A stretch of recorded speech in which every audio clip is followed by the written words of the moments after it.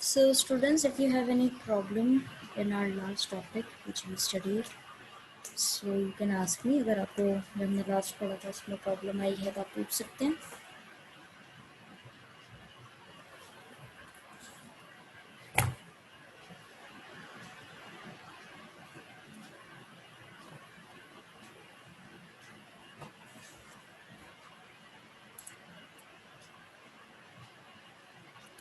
किसी को कोई प्रॉब्लम नहीं आई है?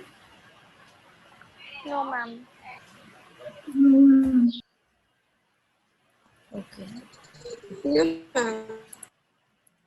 सो लास्ट हमने पढ़ा था राज्यसभा. राज्यसभा के लोग कैसे इलेक्ट होते हैं, कितने टाइम पीरियड के लिए होते हैं, और सारे मेंबर्स जो होते हैं वो एक समय पे ही उनका राज्यसभा का जो टर्म है वो कंप्लीट नहीं होता है, और हर 2 साल में जो है 1/3 मेंबर राज्यसभा की पूरी तरीके से उनका कंप्लीट होता है और वो चेंज होता जाता है. ठीक है. ओके. दस the Rajya Sabha is never fully dissolve. इसीलिए राज्यसभा जो है वो पूरी तरह से कभी डिजॉल्व नहीं होती है, खाली नहीं होती है. Therefore it is called the permanent house of the parliament. इसीलिए इसको permanent house of the parliament भी बोला जाता है. The advantage of this arrangement is that even when the Lok Sabha is dissolved and elections are yet to take place, the meeting of the Rajya Sabha can be called and urgent business can be conducted. इस arrangement का एक बहुत ही अच्छा advantage इनको ये है कि अगर राज्यसभा डिज़ोल्व हो रखी है, ठीक है, और इलेक्शंस जो है उनमें भी टाइम है, और तब क्या होता है, इस तरह की अर्जेंट सिचुएशन में आप राज्यसभा की मीटिंग रख सकते हैं, बुला सकते हैं, और कोई भी आपका जो अर्जेंट इशू आ रहा है उसको सॉल्व कर सकते हैं. ठीक है. Apart from the elected members, Rajya Sabha also has 12 nominated members. अब राज्यसभा के अंदर इलेक्टेड मेंबर्स के अलावा राज्यसभा के अंदर 12 नॉमिनेटेड मेंबर्स भी होते हैं. अब ये नॉमिनेटेड मेंबर्स का क्या है? The president nominates these members. इनको प्रेसिडेंट अपनी इच्छा के अनुसार नॉमिनेट करते हैं. These nominations are made from among those persons who have made their mark in the fields of literature, science, art and social service. अब ये जो nominations होते हैं ये कहाँ से, किस तरीके से होते हैं, मतलब किन लोगों को नॉमिनेट किया जाता है? ये वो लोग होते हैं जिन्होंने अपनी पर्टिकुलर फील्ड, भले वो लिटरेचर हो, साइंस हो, आर्ट हो या सोशल सर्विस हो, उनके अंदर उन्होंने एक अच्छा मुकाम हासिल किया है, एक अच्छी पोजीशन हासिल करी है, अपनी फील्ड के अंदर उन्होंने अच्छा काम किया है, बहुत ही रिमार्केबल काम किया है. तो ये लोग उस कैटेगरी के अंदर आते हैं और इनको प्रेसिडेंट नॉमिनेट करता है राज्यसभा के मेंबर्स के तौर पे. ठीक है. अब है Lok Sabha. The Lok Sabha and the state legislative assembly are directly elected by the people. अब लोकसभा के जो चुनाव होते हैं, स्टेट लेजिस्लेटिव असेंबली हो या लोकसभा हो, उसके अंदर चुनाव होने के बाद में लोग इलेक्ट होते हैं. ठीक है. For the purpose of election, the entire country, state in case of state legislative assembly, is divided into territorial constituencies or roughly equal population. अब क्या होता है, इस तरह की इलेक्शन कराने के लिए हमारी जो कॉन्स्टिट्यूंसी है उसको इक्वली डिवाइड किया जाता है. ठीक है. One representative is elected from each constituency through universal adult suffrage, where the value of vote of every individual would be equal to another. ये हमने पहले पढ़ा है. हर बार हम इस चीज़ को समझते हैं कि हमारे इंडिया के अंदर क्या यूनिवर्सल एडल्ट फ्रेंचाइजी चलती है. 18 साल और 18 साल से बड़े हर व्यक्ति के पास में हक है कि वो अपना वोट डाल सके. ठीक है. तो यहाँ पर भी क्या है, इक्वल होता है. हर कोई व्यक्ति, हर एक सिटीज़न इक्वल है दूसरे व्यक्ति के, कि उसका वोट और सामने वाले का वोट दोनों का इक्वली काउंट होगा इस तरह के इलेक्शन में. At present there are 543 constituencies. अभी प्रेजेंट में इतने चुनावी क्षेत्र हैं, 543. This number has not changed since 1971 census. और ये नंबर जो है अभी तक चेंज नहीं हुआ है 1971 से. The Lok Sabha is elected for a period of 5 years. Lok Sabha कितने समय के लिए इलेक्टेड होती है, मतलब लोकसभा कितने समय के लिए काम करती है? 5 सालों के लिए. ये इसका मैक्सिमम समय है. This is the maximum. We have seen in the chapter on executive that before the completion of 5 years, the Lok Sabha can be dissolved if no party or coalition can form the government, or if the Prime Minister advises the President to dissolve the Lok Sabha and hold fresh elections. अब 5 साल complete होने से पहले हमने executive chapter जो से पहले हमने पढ़ा है उसके अंदर हमने ये जाना था कि 5 साल कंप्लीट होने से पहले लोकसभा अगर वहाँ पे कोई पार्टी मेजॉरिटी में नहीं आई है या गठबंधन की सरकार बनाई थी और वो सक्सेसफुल नहीं रही है और गठबंधन की सरकार टूट गई है तो लोकसभा डिसॉल्व हो सकती है। इसके अलावा प्राइम मिनिस्टर ने प्रेसिडेंट को बोल दिया कि आप इसको हटा दीजिए, गवर्नमेंट को डिसॉल्व कर दीजिए, लोकसभा को डिसॉल्व कर दीजिए, तो तब भी हो सकता है और दोबारा से नए इलेक्शन होते हैं। तो ये कुछ चीज़ें हैं जो लोकसभा के लिए फेवर में नहीं है। समझ में आया? राज्यसभा और लोकसभा किसी को कोई प्रॉब्लम है तो पूछ सकते हैं। No, ma'am.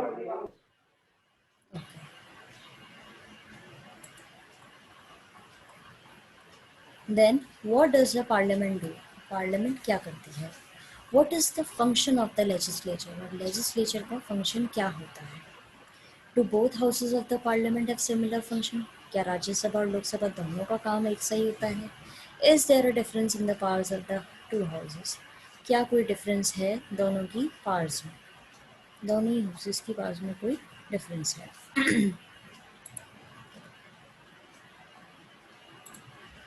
Apart from the law making, the parliament is engaged in many other functions. अब कानून बनाने के अलावा भी पार्लियामेंट के कई और फंक्शंस होते हैं। पहला है legislative function. The parliament enacts legislation for the country. Parliament चलाती है लेजिस्लेशन कंट्री के लिए। Despite being the chief law-making body, the parliament often merely approves legislation. भले ही ये लॉ मेकिंग बॉडी है, ठीक है, पार्लियामेंट जो है सबसे बड़ी लॉ मेकिंग कानून बनाने वाली बॉडी है, लेकिन फिर भी ये लेजिस्लेशन को बहुत ही कम अप्रूव करती है। The actual task of drafting the bill is perform by the bureaucracy under the supervision of minister concern. Actually bill कौन बनाता है, कौन कानून बनाता है? ब्यूरोक्रेसी, इनकी जो बाकी के अपने ऑफिसर्स होते हैं वो सब मिलकर के बनाते हैं, ठीक है, और मिनिस्टर्स के सुपरविजन में ये काम होता है। The substance and even the timing of bill are decided by the cabinet. किस विषय पर कानून बनाया जाएगा और क्या टाइमिंग रहेगी उसकी, वो सब कौन डिसाइड करता है? कैबिनेट डिसाइड करता है। No major bill is introduced in parliament without the approval of the cabinet. कोई भी बहुत बड़ा बिल पास नहीं होगा या इंट्रोड्यूस नहीं किया जाएगा पार्लियामेंट के अंदर जब तक कि कैबिनेट ऑफ मिनिस्टर्स जो हैं उसको अप्रूव नहीं कर देते। Members other than minister can also introduce bills, but these have no chance of being passed without the support of the government. ये नई लाइन है, इसको आप ध्यान में रखेंगे कि मिनिस्टर्स के अलावा जो है वो भी बिल को कोई बिल इंट्रोड्यूस करवा सकते हैं, लेकिन वो तब तक पास नहीं होगा जब तक कि सरकार उस बिल को सपोर्ट नहीं कर देती। अब दूसरा काम क्या है पार्लियामेंट का? Control of the executive and ensuring its accountability. Executive का कंट्रोल पूरी तरह रहे और वो इसके लिए पूरे जवाबदेह रहे, ये काम होता है। Perhaps the most vital function of the parliament is to ensure that the executive does not overstep its authority and remains responsible to the people who have elected them. अब इनका काम ये होता है पार्लियामेंट का कि एग्जीक्यूटिव जो है वो तरीके से काम करे, अपनी पावर्स का गलत इस्तेमाल नहीं करे। जस्ट बिकॉज उनके पास में ये पावर है कि वो कानून लागू करवा सकते हैं तो उसका मतलब ये नहीं है वो किसी भी तरीके से कानून लागू करना। गलत तरीक़ों से आप ज़बरदस्ती किसी को परेशान करके कानून लागू नहीं करवा सकते। उस चीज़ का ध्यान कौन रखता है? पार्लियामेंट रखता है, ठीक है, जो लोगों ने उनको इलेक्ट किया है, ठीक है, इलेक्शंस हुए हैं और उन लोगों को इलेक्ट किया गया है और वो कानून को पास करवा रहे हैं, कोई बिल पास करवा रहे हैं या पॉलिसी फ्रेम कर रहे हैं, वो उनके फेवर में है या नहीं है, उसके आउटकम्स क्या हैं, ये सारी चीज़ों को ध्यान में रखना पड़ता है। We shall discuss this function in greater detail later in this chapter. Control of executive और इंश्योरिंग इट्स अकाउंटेबिलिटी के बारे में हम इस चैप्टर में डिटेल में आगे पढ़ेंगे। अब है फिनेंशियल फंक्शन। फिनेंशियल फंक्शन क्या है? The government is about spending a lot of money on various matter. सरकार कई सारे मसलों पर पैसे खर्च करती है, बहुत ज़्यादा पैसे खर्च करती है। Where does this money come from? अब ये पैसा कहाँ से आता है? Every government raises resources through taxation. हर सरकार कहाँ से पैसा लाती है? टैक्स लगा कर। टैक्स जब वो लगाती है, रोड टैक्स, ठीक है, इलेक्ट्रिसिटी के अंदर भी टैक्स, वाटर के अंदर भी टैक्स, प्रॉपर्टी टैक्स, अलग अलग इनकम टैक्स, आपकी इनकम जो हो रही है उस पर भी टैक्स लगता है। तो इस तरह की चीज़ें जो होती हैं, टैक्स जब लगाए जाते हैं तब क्या होता है? सरकार को पैसा मिलता है अपने काम कराने के लिए। However, in a democracy, legislature controls taxation and the way in which money is used by the government. अब क्या होता है? डेमोक्रेसी के अंदर ये टैक्सेशन जो है कि कितने % टैक्स लगाया जाएगा, ये लेजिस्लेचर के द्वारा कंट्रोल किया जाता है, और ये पैसा सरकार किस तरह यूज़ करेगी वो भी लेजिस्लेचर के द्वारा कंट्रोल किया जाता है। If the government of India proposes to introduce any new tax, it has to get the approval of the Lok Sabha. अगर गवर्नमेंट ऑफ इंडिया यानी सरकार जो है इंडिया की, उसको कोई नया टैक्स लगाना है तो उसको अप्रूवल चाहिए होगा लोकसभा को। लोकसभा में अप्रूव कर दिया, उसके बाद ही वो टैक्स जो है नया चालू कर सकते हैं, मतलब लागू कर सकते हैं। The financial powers of the parliament involve grant of resources to the government to implement its program. और पार्लियामेंट को भी फाइनेंशियल पावर्स की ज़रूरत होती है, रिसोर्सेज की ज़रूरत होती है सरकार को सही तरीके से चलाने में और सरकार के द्वारा बनाए हुए प्रोग्राम्स को चलाने में। अब जैसे कि अपनी सरकार के अंदर नई गवर्नमेंट की पॉलिसी आती है, जैसे खाते खुले थे, प्रधानमंत्री योजना के तहत खाते खुले थे, तो मतलब ज़ीरो बैलेंस पे खाते खोले गए थे, तो उस इन सारी पॉलिसीज़ को फ्रेम करना और फिर इनको लागू करवाने के लिए सरकार को पैसा जो है वो देना पड़ता है। ओके, समझ आया? किसी को कोई problem? No, ma'am. Okay. If the government of India proposes to introduce any new tax, it has to get the approval of the Lok Sabha. The financial powers of the Parliament involve grant of resources to the government to implement this program. Financial powers जो है Parliament की, उसको बहुत ज़्यादा मतलब resources देने के लिए सरकार को अपने programs चलाने के लिए पैसे देने होते हैं.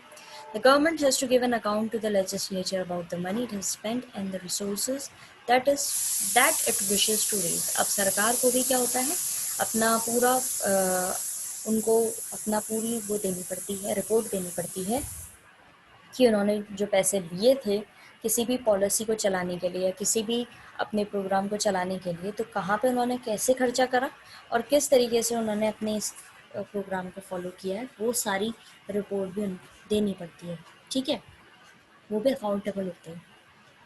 The legislature also ensures that the government does not misspend or overspend. अब लेजिस्लेचर ये भी देखता है कि सरकार गलत तरीके से इस्तेमाल नहीं करे पैसे का और ना ही ज़्यादा पैसे इस्तेमाल करे. This is done through the budget and annual financial statement. अब ये कैसे किया जाता है? ये बजट मेकिंग जो होती है उसके द्वारा और जो हर साल फाइनेंशियल स्टेटमेंट लिए जाते हैं, रिपोर्ट्स ली जाती हैं, उसके द्वारा. फिर है रिप्रेजेंटेशन.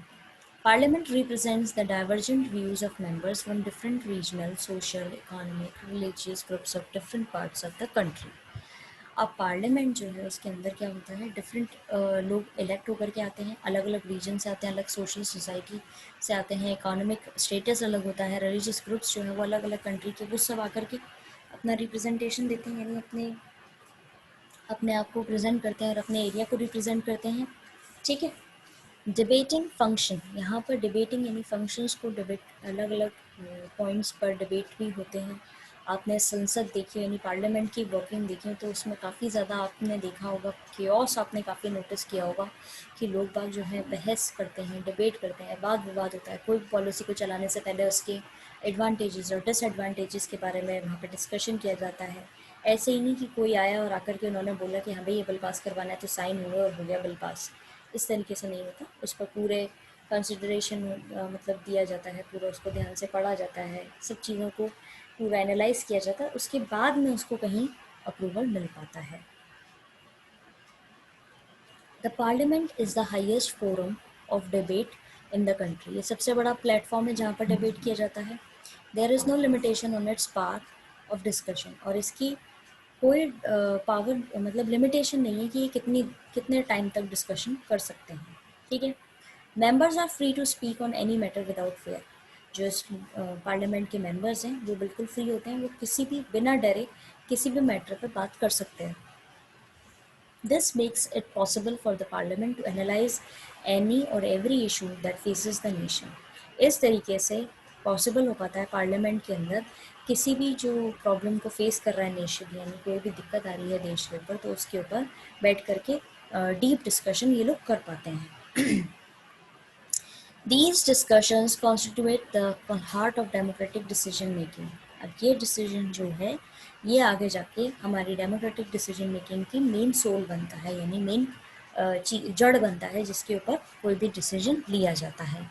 इन पॉइंट्स में कोई अभी तक जो भी हमने पॉइंट्स पढ़े हैं कोई प्रॉब्लम आई है तो आप पूछ सकते हैं, और सिर्फ एक बच्चा जवाब नहीं देगा, बाकी सब भी रिप्लाई करें। सिर्फ एक बच्चे के लिए क्लास नहीं लग रही है आपकी।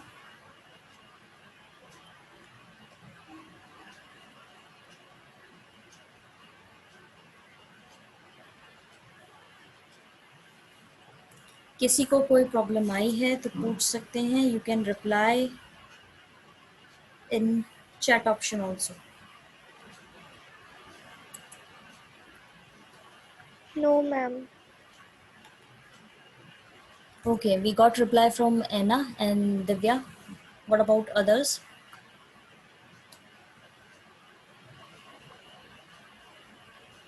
We have Avantika, Deepak, Kashish. You don't have any problem?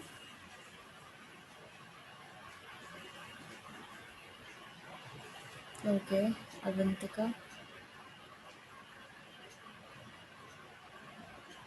Okay, Deepak.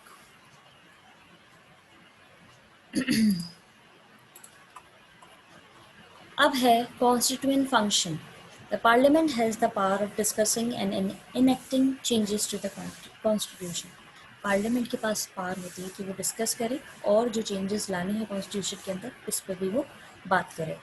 The constituent powers of both the houses are similar. अब कॉन्स्टिट्यूएंट पावर्स जो होती हैं वो दोनों हाउसेज के सिमिलर होती हैं। All constitutional amendments have to be approved by a special majority of both houses. आपने इस टर्म के बारे में बहुत बार पढ़ा होगा, कॉन्स्टिट्यूशनल अमेंडमेंट्स या अमेंडमेंट्स के बारे में पढ़ा होगा। इसमें क्या होता है, हमारा जो संविधान बनाया गया है उसमें पहले की कोई चीज़ ऐसी है, कोई ऐसा आर्टिकल है, उसके अंदर कुछ चेंजेस लाने हैं, तो वो कैसे होता है, वो होता है कॉन्स्टिट्यूएंट फंक्शन के हिसाब से। ठीक है, कॉन्स्टिट्यूएंट पावर के हिसाब से दोनों हाउसेस के अंदर किसी एक पर्टिकुलर पहले के बनाए हुए कानून को या रूल को ला करके डिस्कस किया जाता है, जो प्रेजेंट कंडीशन के हिसाब से बिल्कुल अगर चेंज करना है उनको या उसके अंदर उसको कुछ चेंजेस लाने हैं तो वो डिस्कशन होगा दोनों ही हाउसेस के अंदर, राज्यसभा हो लोकसभा हो, और एक स्पेशल मेजॉरिटी चाहिए होती है उस चीज़ को पास कराने के लिए। तब जाकर के उस कॉन्स्टिट्यूशनल अमेंडमेंट किया जाता है, यानी कॉन्स्टिट्यूशन के अंदर चेंजेस लाए जाते हैं। फिर है electoral functions. The parliament also perform some electoral functions. Parliament कुछ इलेक्टोरल फंक्शंस भी करती है, ये इलेक्ट करती है प्रेसिडेंट और वाइस प्रेसिडेंट ऑफ इंडिया। फिर है जुडिशियल फंक्शंस।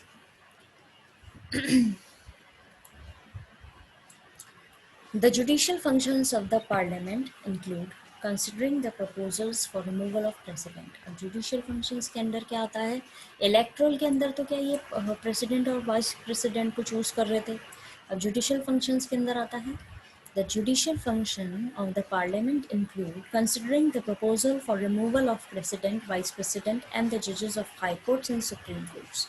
It's important, ये आपको हमेशा ध्यान रखना है कि जुडिशल फंक्शन के तहत इनके पास में हक होता है कि ये प्रेसिडेंट को हटा सकते हैं, रिमूव कर सकते हैं, उस प्रपोजल पे ये डिस्कस करते हैं, वाइस प्रेसिडेंट को हटा सकते हैं, या फिर जजेस जो हैं हाई कोर्ट या सुप्रीम कोर्ट के उनको भी ये हटा सकते हैं। ठीक है, समझ में आया कि इनके पास Yes, ma'am. जुडिशल फंक्शन क्या है? Okay. Then we have powers of Rajya Sabha. अब राज्यसभा के पास में क्या पावर्स होती हैं? We discussed above the functions that are performed by the parliament in general. However, in a bicameral legislature, there is some difference between the powers of two houses.